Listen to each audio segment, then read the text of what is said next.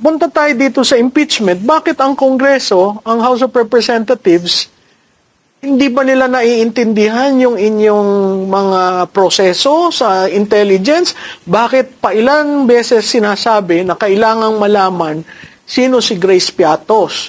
Gusto nilang malaman, pati ba handler, pag reveal mo si Grace Piatos, pati handler, mapapareveal sa kanila? Maaring yung iba doon, alam din nila ng mga ibang congressman, hindi naman sila mga bobo eh. Yung iba naman, talagang naib, hindi nila alam talaga. No? Mostly po, transactions talaga dyan. On the ground is talagang cash basis po yan. Paano, dun po sa ating mga kasama sa AFP, mga retired sa AFP at sa PNP, pwede nyo bang sabihin sa taong bayan, ano ang difference ng confidential at ng intelligence sa inyong organisasyon? Well, ang intelligence fund, yan ay term na ginagamit sa armed forces at saka sa PNP.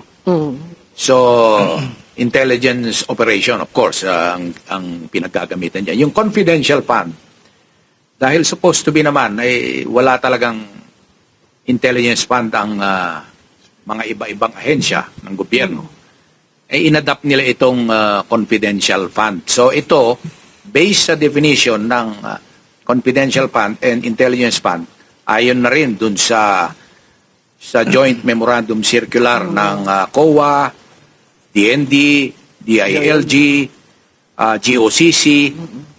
So, dito nakapaloob yung pag-distinguish sa kanila, yung confidential fund para sa mga national government agencies, GOCCs, local government unit. Ang intelligence fund is for the military and the police. Yun po ang pagkakaiba niya. Pareho ho ba, sir, ang proseso nila ng pagbuo ng yung plan, pagpondo? Pwede po ba ang isang ahensya na wala namang confidential fund ay mabigyan ng confidential fund ng Pangulo? Ano po yan? Dun sa binanggit ko kanina, yung Joint Memo Circular na in-issue pa yan noong 2015. Actually, nakasaad doon ang mga ahensya, mga units ng governments, including AFP and PNP, kung papaano yung proseso. No? Kailangan unang-una nakapaloob sa pondo nila. Yung ating GAA. Dapat, nasa line item ng AFP, parang ganon. Pagka meron nun, sa baba, kami kasi sa operational kami. Doon sa taas ang nagpaplano nun, DND, AFP, umaatin yan and major services, umaatin yan sa Congress, dinedepensa nila yon. Pero during the implementation phase, kagaya niyan sa amin, sa MIG 17, no, sa ISAP, pagka gumawa na kami ng plano niyan, meron kami tinatawag na case operation plan, meron ding special intelligence project, no? But kadalasan, ang ginagawa niyan is case operation plan ang inaano namin, ginagawa. And doon nakasaad kung ano yung target, ano yung mission, ang duration, minsan 3 months to even it may even take years, no? Depende sa sa. So sir, ibig nyo sabihin, hindi, yung planong yun, hindi overnight? Pinaplanong hindi yan So revolving every year? Every year. Kaya nga, mamaya, siguro matanong din natin sa PNP, police kung para makita nila yung similarity. No? So, ano ko muna kay Colonel Galang, ikaw, sa PNP? Actually, ma'am, wala pong pinagkaiba. Similar and same, almost the same operations din po yan pagdating sa Philippine National Police. Yung pong pangalan lang, sinasabi natin na CIF or Confidential Intelligence Fund, tapos Intelligence Fund for the Uniformed Services. Doon po sa mga government agencies, yun nga po, it's called Confidential Intelligence Fund. So yun lang po yung pinagkaiba. Pero as far as concept, operations, pareho po yan sa AFP. Yan din po yung ginagawa sa PNP. So kayo rin, dyan ba nagagamit yung order of battle? Yes, ma'am. So sa yung case build-up po kasi. Yun ang case build-up. So pag case build-up, tapos ang final nun, yung order of battle. Iba rin yun. Pero ang sa intelligence fund, more on, pag sinabing case operation plan, nakadefine doon ang kung sino yung dapat i-neutralize. Pwedeng personality, pwedeng group, o pwedeng a certain area, no? So naka-define yon and may certain period, and dito ginagamit yung kung sino yung mga agents na i-employ mo. Mamaya ipapaliwanag ko siguro yon na para hindi rin siguro along the way. So may mga yan na designated agent, sino yung supervisor at case officer. Yan sir yung Naka-designate ginagawa ng intelligence community. Oo, sa community, sa ground. Sa ground. Sa ground na yun kung paano i-implement. Kasi yung kaninang tinanong mo is more on the budgeting, no? Hindi mo pwedeng gumawa ka ng plano pag walang budget. Any agency, talagang ganon, no? Military ka man, police o ahensya ng gobyerno, hindi ka pwedeng gumawa ng action mo without appropriate budget. So sir, point blank, yung binigay kay BP, may plano yon? I presume na dapat yan kasi yung mga gumagalaw diyan, syempre meron naman naka-assign sa kanilang military and police elements, and doon syempre alam nila yung ginagawa nila. Once na ibinigay sa kanila yon, they are obligated to prepare a plan. Hindi pwedeng gastusin ko na to, bahala ka na dyan. Hindi pwedeng ganon. So yung konsepto na ginastos, binulsa, at linagay sa bangko ng Vice Presidente, pwede ba sa CIF yon? Hindi po pwede dahil doon po kung mababasa ng anyway, makikita niyo po ito sa Google, i-Google nyo, no? Yung joint memorandum circular ng COA, DILG, GOCC at saka ng DND. So doon nakapaloob yon na number 2015-01, no? Dated January 2015, no? Makikita niyo po doon yung proseso. Kaya imposible na magamit yon at maibulsa. Dahil kahit na confidential po yan, ino-audit po yan. May audit system po doon. Meron po ang COA. chairperson ng COA, yung tinatawag na Intelligence and Confidential Fund Audit Unit. Audit unit, yeah. So meron doon na kailangan isubmit yan ng ahensya doon sa naka-report, sealed envelope, tapos doon. Pero hindi doon nakasaad kung code ang nakalagay doon, code lang talaga yon.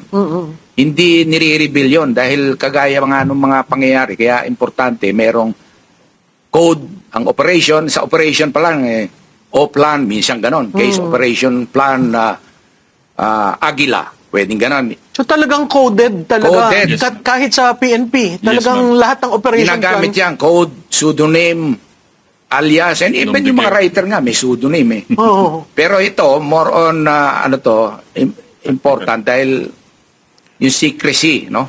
Maraming reason kung bakit kailangang may alias or code or may pseudonym. Kasi, una, for security reason, for safety.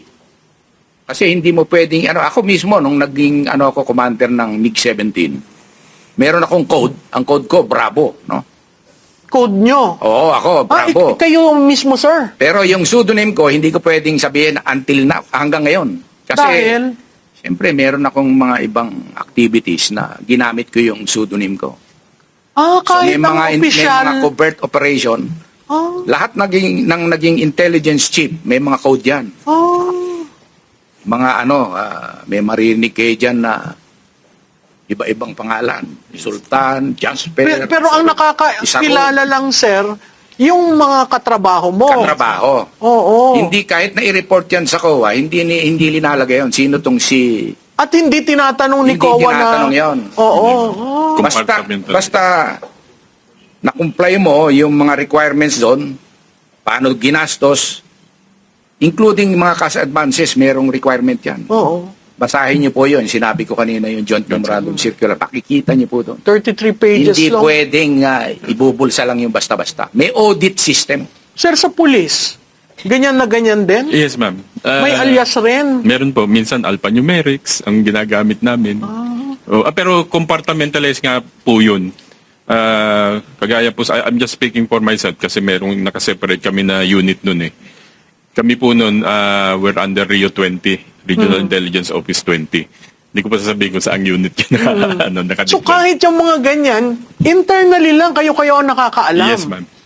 So mahirap na ibuklat mo sa public ang lahat na ito. O yung operational, wala pa nga tayo dun sa mga alias-alias. Pero yung proseso ng AFP, proseso ng PNP, pagdating sa intelligence, talagang hindi Basta sinasabi. yan. May prinsipyo kaming sinusunod, yung tinatawag na the need to know basis.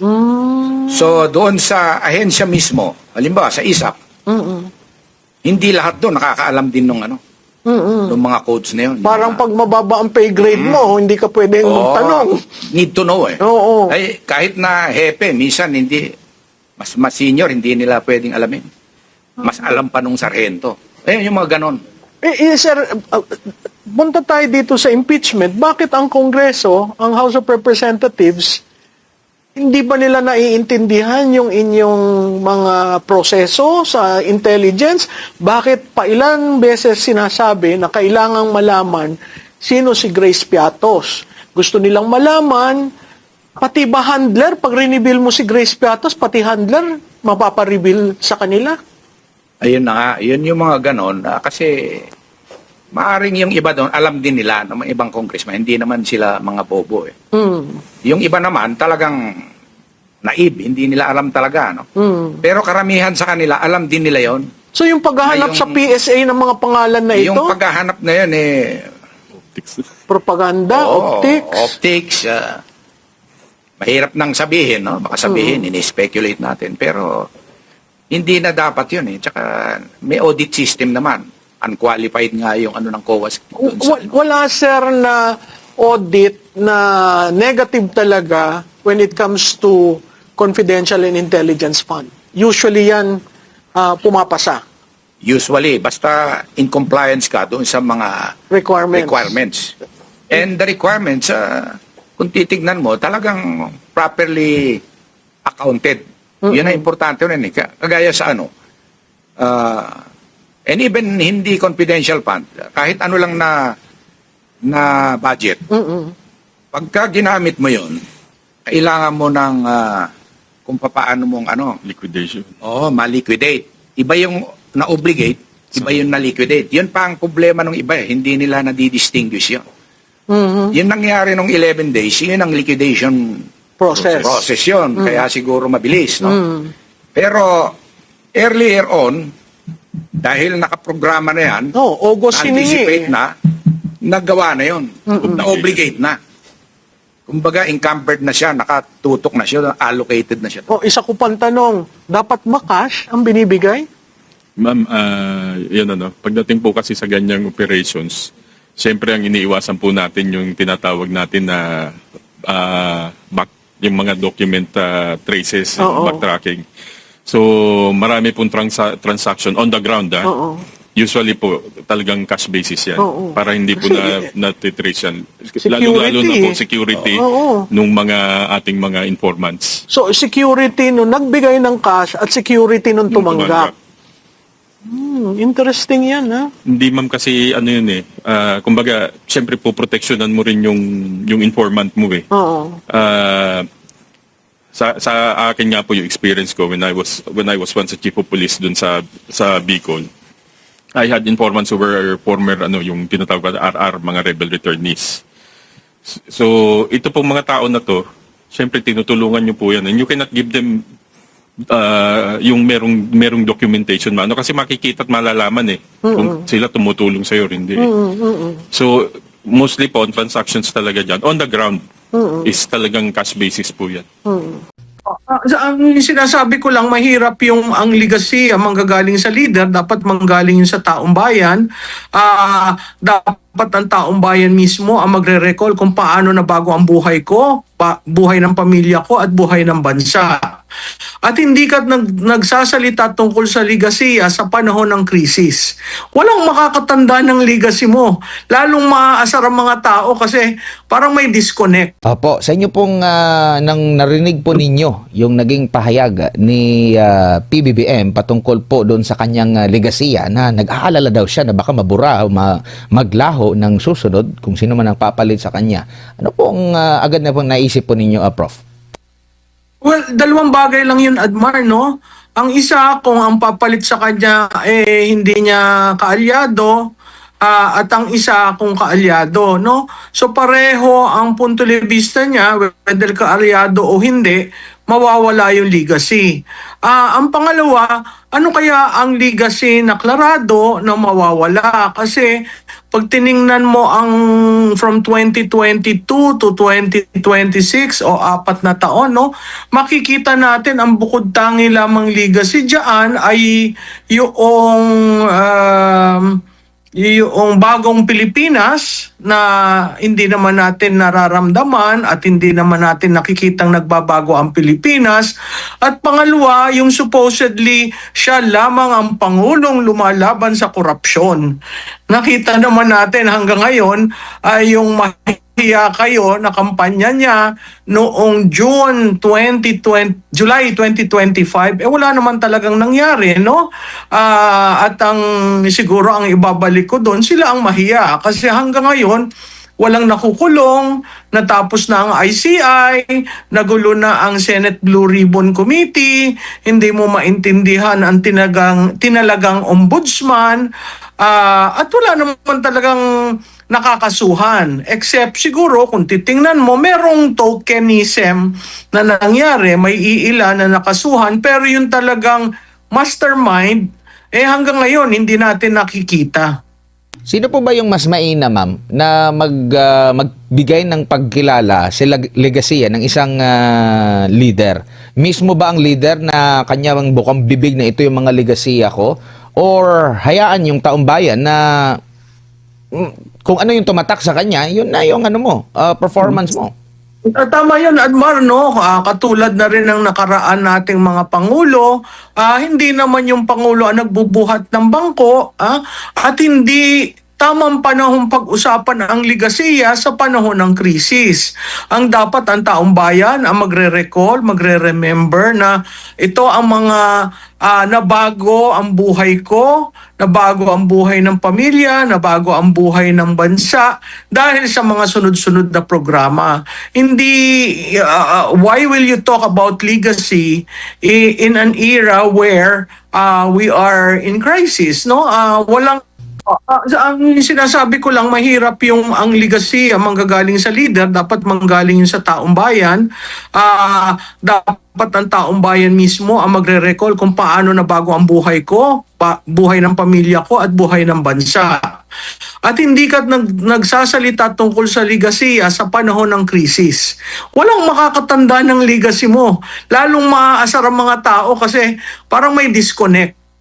Opo, speaking of pagtatanda sa legasiya ng taong bayan, yung overwhelming pa rin na suporta sa nakalipas na administrasyon, sa kabila ng mga paninira, sa kabila ng sinapit ng nakalipas na leader, dating Pangulong Rodrigo Duterte, after nun, grabe pa rin yung kanyang supporter, hindi nawala, hindi natinag, at mas nakukumpara pa nila at nakita nila na mas mainam yung pamumuhay noon. Ito ba ay masasabi natin dahil sa kanyang legacy tumatak talaga sa isipan ng tao?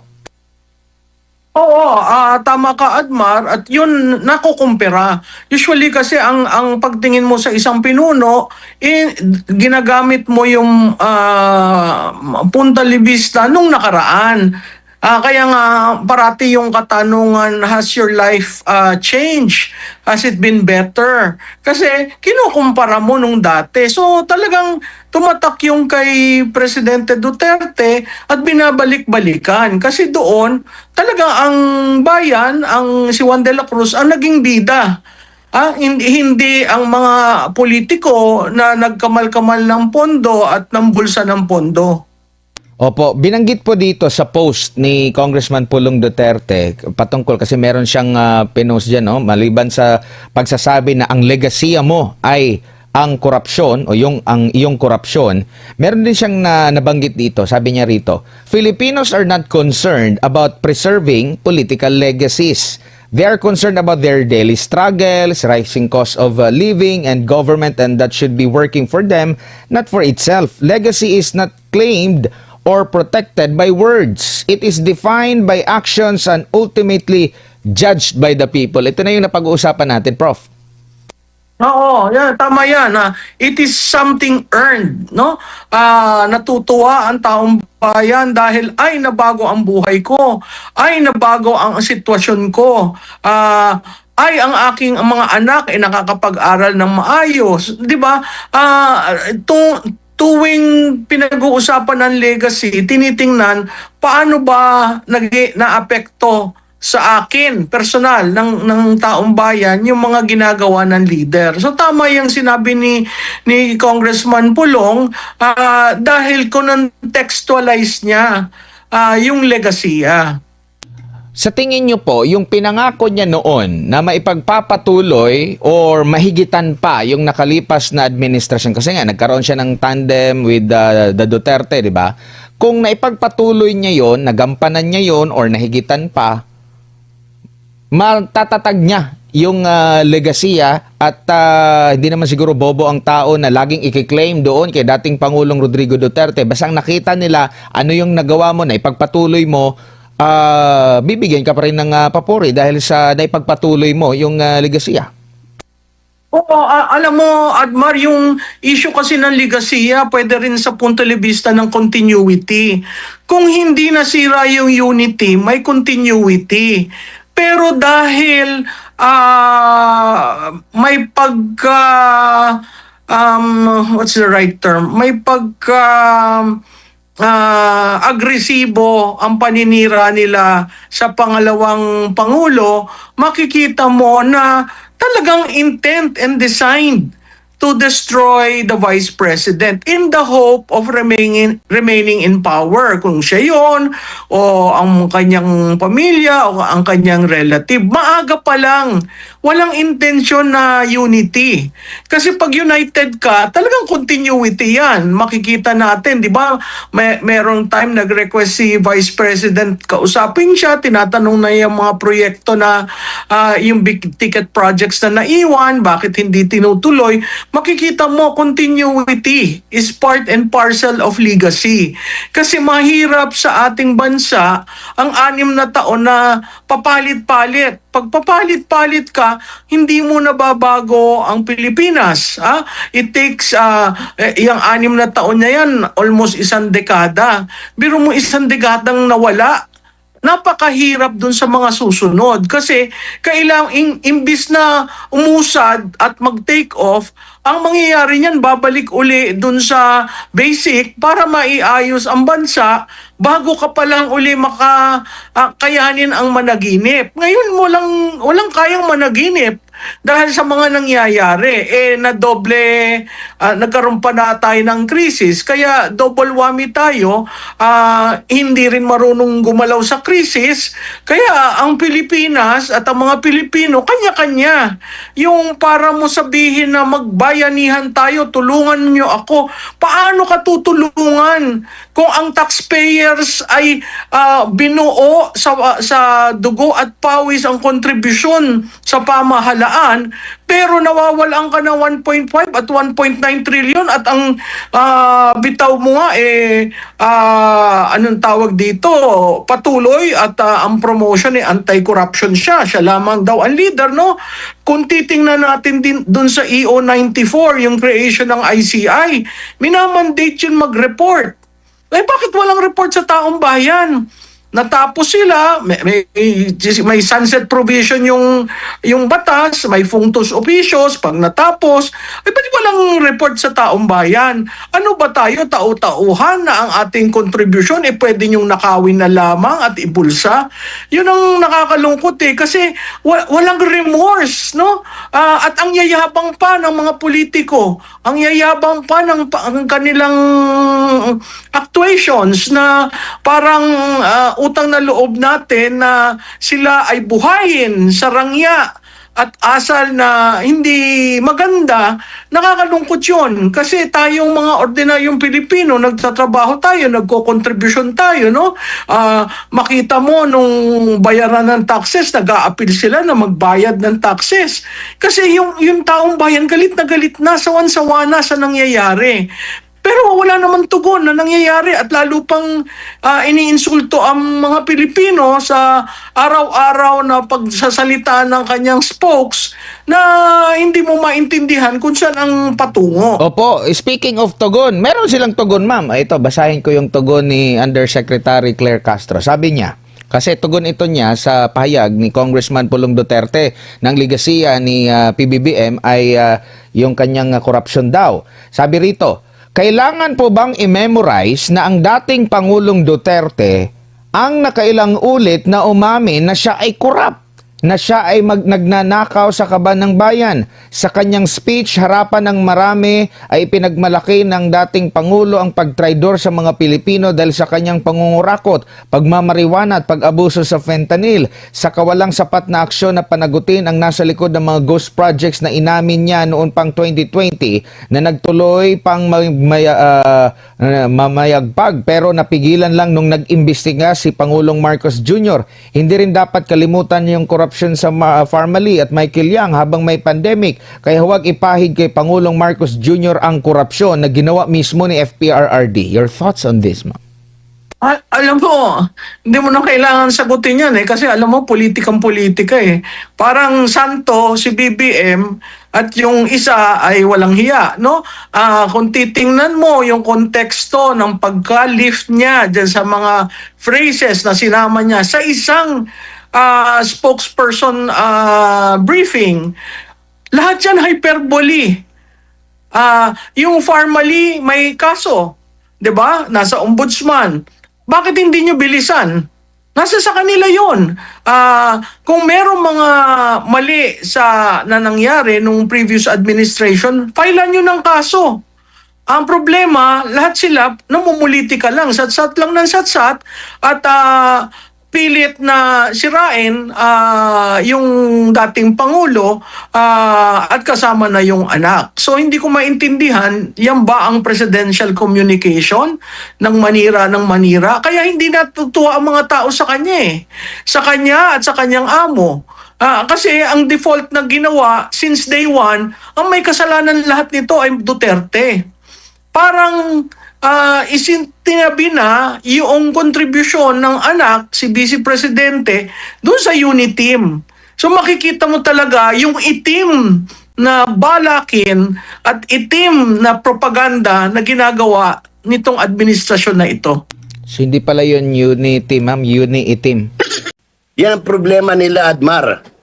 Tuloy-tuloy yung corruption, even to the point of corrupting members of the House of Representatives na bumoto sa kasalukuyang impeachment. Unfortunately, that is their problem today. They want to impeach the Vice President but they don't have the numbers because tinuruan nilang maging corrupt yung mga congressman. Lahat ngayon nag-aantay.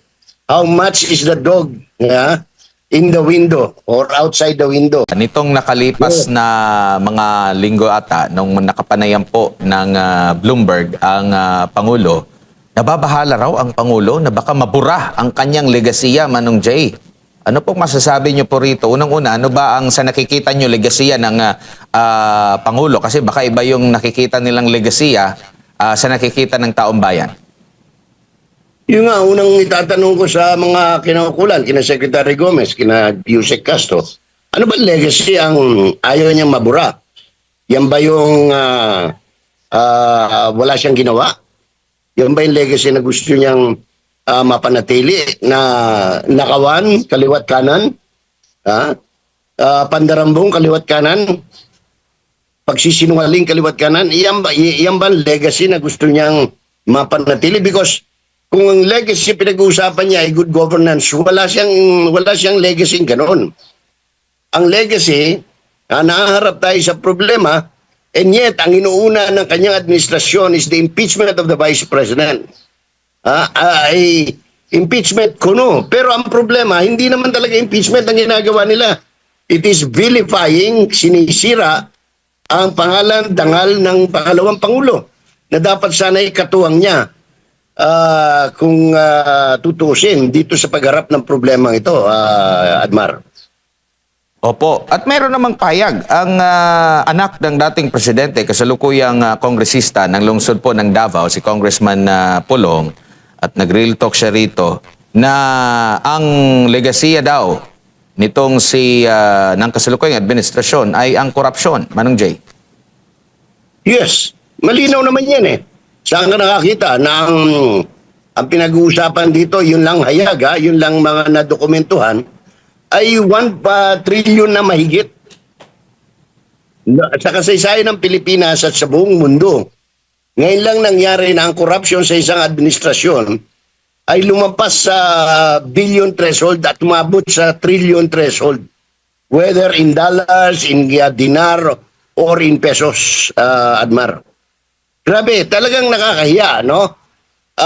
At ito ang legacy, walang ibang legacy na maiiwan si Ferdinand Marcos Jr.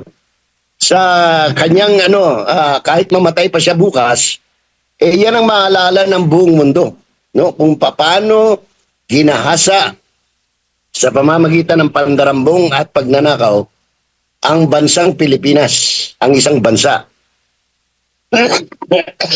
Opo, ang sabi pa nga niya rito, your legacy is your corruption, your weakness, your inability to address the simplest of problems of every Filipino, and of course, your being one and only bangag president, Manong Jay. Talagang wala namang sa Bisaya pa, sa istoryang way cover mo, yun na ang kaimtang sa atong nasod karon.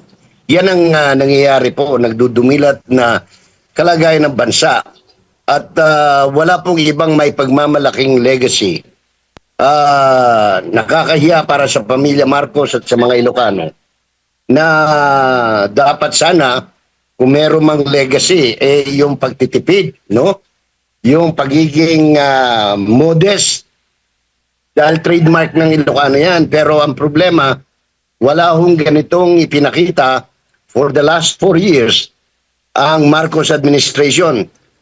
Luho, nandyan. Nakawan, nandyan. Kaya nga nagkaroon pa siya nagtayo pa siya ng ICI to supposed to be to investigate, but it was actually to cover the tracks of anong tawag nito, dahil malinaw naman wala naman talagang anong tawag nito, and up to now yan ang problema nila, Admar. Tuloy-tuloy yung corruption, even to the point of corrupting members of the House of Representatives na bumoto sa kasalukuyang impeachment. Unfortunately, that is their problem today. They want to impeach the Vice President, but they don't have the numbers because tinuruan nilang maging corrupt yung mga congressman. Lahat ngayon nag-aantay. How much is the dog in the window or outside the window? Opo. Kasi ayaw nilang ilabas yung laman ng maleta. Gusto nila ngayon yung tinatawag na FLR, for future release, pipirmahan ng presidente. Magde-deficit spending na naman sila para pangsuhol dito sa mga congressman. So ang ginagawa nila ngayon, they are dribbling the ball dahil wala silang makuhang numero at hindi nila maisampa ito. Dahil kung tutusin, anong pangalan ito, Admar? Matagal nang naisampa dapat yan sa Senado dahil sinabi nila, kompleto, sufficient in form, sufficient in substance, sufficient sa grounds. So dapat yan, lahat, wala nang investigasyon na nangyayari. At dapat yan, wala nang hearing. Dapat yan isinampa na sa plenaryo, and the plenary should have voted for it and submitted to Senate for the trial. Ang problema, hindi nila magawa yan. So ang ginagawa nila ngayon, nagkakaroon sila ng mini trial, pero ngayon pansinin mo ha, yung mga congressman na nagsasalita, sina Ortega, sina Ridon, ang sinasabi nila ratings, because gusto nilang bumagsak yung rating ng Vice President, so sinisiraan nila. Dahil wala silang makuha, hindi sila. Mismo si Representative Zamora ng San Juan City nagsabi, ang basis nila for the hearing is the chismis ni Trillanes na maraming pera sa bangko matagal ng kwento yan na walang katuturan. At sinabi niya yan on live television sa mainstream media. Si Luis Tru naman, kahit ano sabihin niya, nasabi na niya that what they're conducting is not a preliminary hearing. It is a mini trial which is not allowed by the Constitution and by laws. O ano sabi ni Congressman Flores nung kausap niya mismo tapat-tapatan yung mga mamamahayag sa telebisyon at sa radyo? He said he voted against this issue of issuance of subpoena because that is illegal, that is unconstitutional. Mga congressman itong matitino. Wala. Ganyan talaga ang buhay ngayon. Habang dinadivert at ang pinakahuling dahil hindi nga sila umubra dito sa vilification campaign against Inday Sara, ay hindi nababagsak, hindi bumababa ang ratings sa katotohanan at sa guni-guni na lang ni Congressman Ridon at ni Ortega siguro nananatili ang pabagsak na ratings. Ang inuupakan naman nila ngayon, yung best friend ng dating presidente, si Pastor Apollo Kibuloy, by way of a court order na walang kalinawan kung paano siya sagawa yung sinasabi ng inspection on the properties. And I do not know, ngayon lang ko nakakita, ang tagal kong reporter sa Justice and Court na nag-issue ang court ng with no pun intended to the honorable judge, no? Na nag-issue ng order for an inspection on a case on the properties of a case relative to human trafficking, no?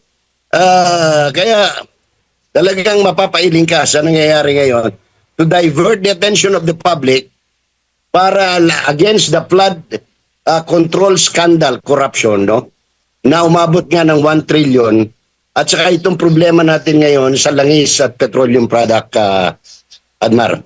Opo, sabi nga rito ni Congressman Pulong Duterte, quote and quote sa kanyang statement, Filipinos are not concerned about preserving political legacies. They are concerned about their daily struggles, the rising of cost of living, and a government that should be working for them, not for itself. Correct. Legacy is not claimed or protected by words.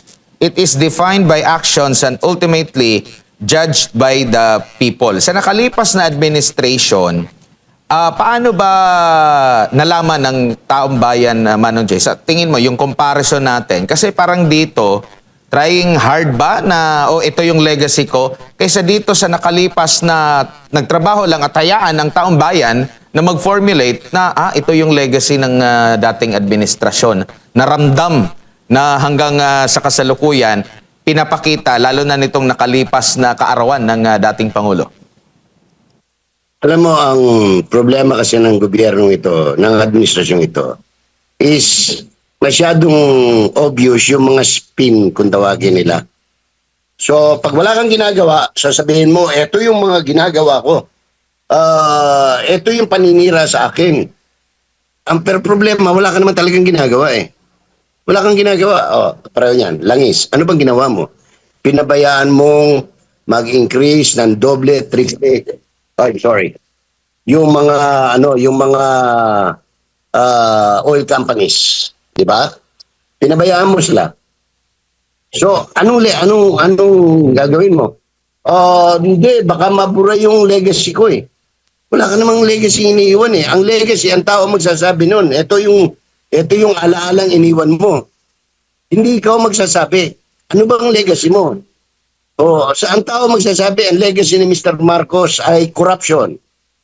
Nag-iwan siya dun sa panahon niya, in less than 4 years, ang nawala sa gobyerno, napunta sa kawat o sa corruption, ay almost 1.7 trillion pesos. Almost 2 trillion. Ang legacy mo ay nagpapasaka ng pambansang gastusin or national budget na hindi naman kayang kitain ng gobyerno.